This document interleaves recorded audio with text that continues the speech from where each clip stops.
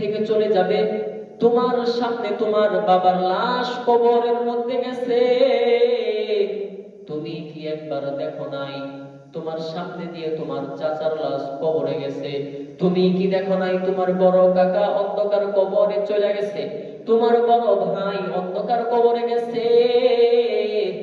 একজন মুসলমানের সন্তান এতগুলো মৃত্যু চোখের সামনে দেখে মরণকে কিভাবে ভুলে যায়? কিভাবে ভুলে যায়? মৃত্যু তোমার আসবে। পৃথিবীতে সূর্য উঠে, এই সূর্য যতদিন থাকবে তুমি বেঁচে থাকবে ভুল, সূর্য উঠতেই থাকবে কিয়ামত পর্যন্ত। দিন আসবে, রাত আসবে, এভাবে চলতে থাকবে, একদিন তুমি থাকবে না। একদিন দিন শেষে দেখবে তোমার বয়স 70 হয়ে গেছে, তুমি দুনিয়াও গুছাইলা না, আর না আখিরাত গুছাইলা। তুমি বিশ্বাস করলা না আল্লাহ তার রাসূলকে, তুমি আলেমদের কথা, আলেমদের হেদায়েতের কথা মেনে নিলা না, তোমার দিল আল্লাহ তাআলা তার রাসূল নরম করতে পারলো না, তুমি হেদায়েতের পথে আসলা না।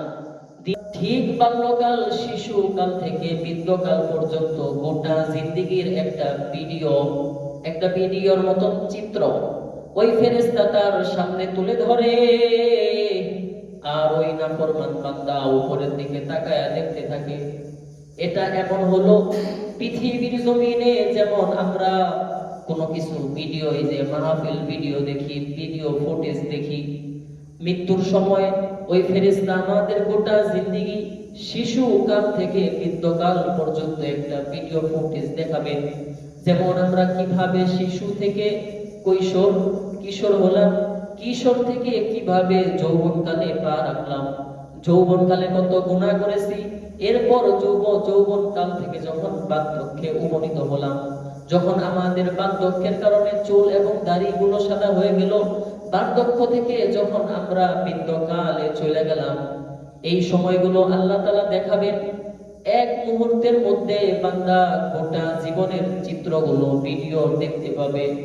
তখন বান্দা নিজের আমল নামায় কোনো আমল দেখবে না, তখন ওই বান্দা আফসোস করবে আর বলবে, ইয়াকুলু ইয়া লাইতানি কদ্দামতু লি হায়াতি, হায় আফসোস, আমার জন্য বড় আফসোস, আমি বড় হতভাগা রে, নিজের জিন্দেগি কোন পথে ব্যয় করেছি, নিজের জীবনের আখিরাতের জন্য তো কিছুই করলাম না, সময় তো আমার শেষ হয়ে গেল, আমি তো আল্লাহর হুকুমগুলো মানলাম না, নবীর সুন্নতের উপর আমল করলাম না।